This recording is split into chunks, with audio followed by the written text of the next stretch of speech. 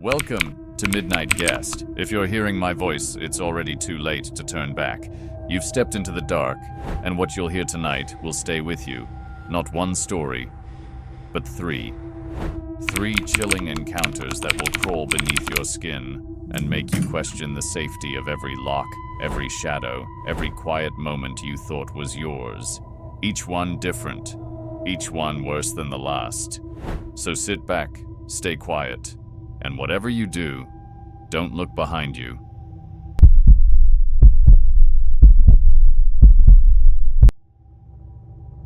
When my uncle died, I inherited his farmhouse in rural Kentucky.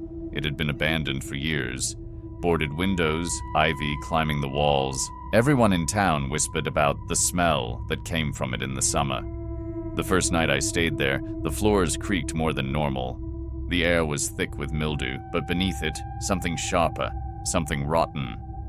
A faint whisper seemed to slither along the walls, like the house itself was breathing. I forced open the basement door. A wave of stench hit me so hard I gagged. The basement was full of black trash bags. Dozens. Some had split open, spilling what looked like clothing. But when I pulled back the plastic, my hand brushed bone.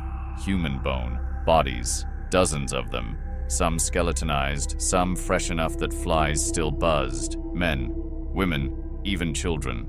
Their hollow eyes seemed to stare at me from the shadows. Their lips twisted in silent screams.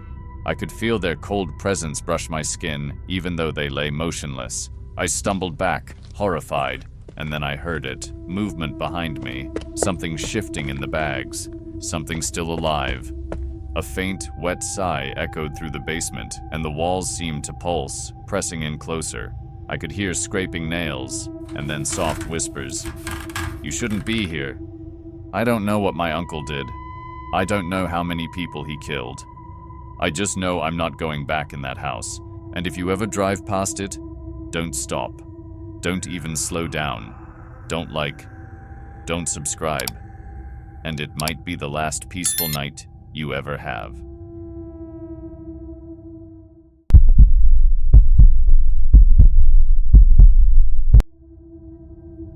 When my daughter turned 5, she started waking up crying, saying she heard footsteps upstairs.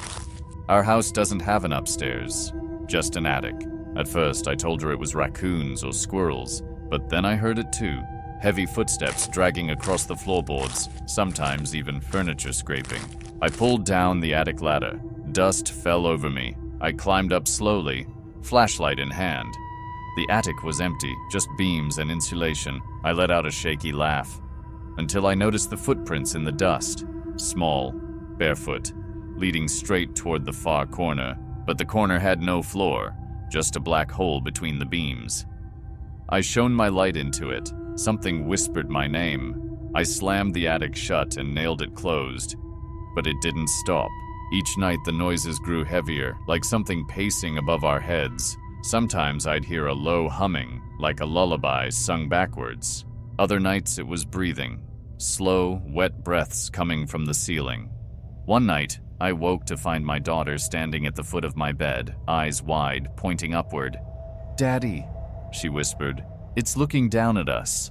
I grabbed her and ran, but before I reached the door, a deep thud shook the ceiling, then another, and another, like something was crawling toward the hatch. The air grew icy, heavy with a metallic scent.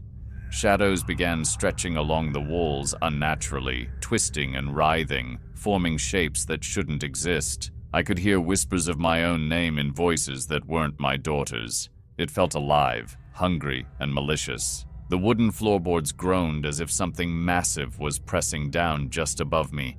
I swear I saw faint glowing eyes hovering at the attic opening. I haven't opened the attic since, but last night I woke to find the ladder already pulled down. Dust footprints trailed from it across the hall and stopped at my bedroom door. The shadows in the corner twisted unnaturally. Then I heard my daughter whisper, "It wants to play." I swear I felt icy fingers brush my hair as I huddled in bed, and the attic hatch creaked slowly open on its own, and the humming started again, closer, almost directly above me, waiting.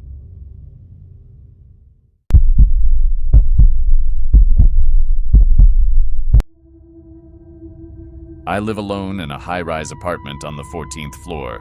For years, I've left my blinds closed at night. I hate the thought of someone looking in at me. A few weeks ago, I woke up at 3 a.m. to a faint rattle. My blinds were swaying, slowly rising as if someone was pulling the cord. I froze in bed, staring as the slats tilted open. Outside was nothing but darkness, no wind, no open windows.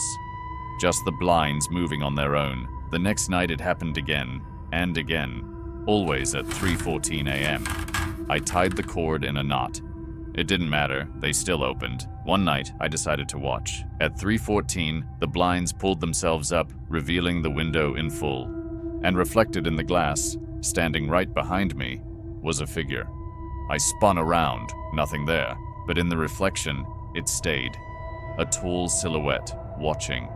The following nights, the occurrences intensified.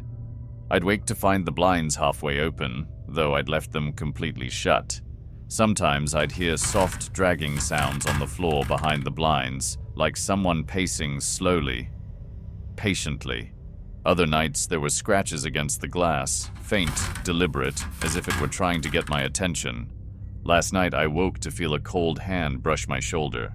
I spun around, nothing. But in the reflection, the figure was closer than ever, its head tilted unnaturally, its hollow eyes fixed on me. And I swear, it smiled. Now, I hear whispers through the blinds, soft but insistent. I catch glimpses of shadowy fingers reaching through the slats at night. Sometimes, I wake to find the blinds fully open, even though I locked them tight. And every time, the reflection seems to lean closer, as if waiting for me to blink. Because when I do, I know it will step out. I now leave the blinds wide open at night, but every creak, every shadow on the floor, every whispering draft makes me check the reflection. And I know that if I blink too long, it will step out of the glass and into the room with me.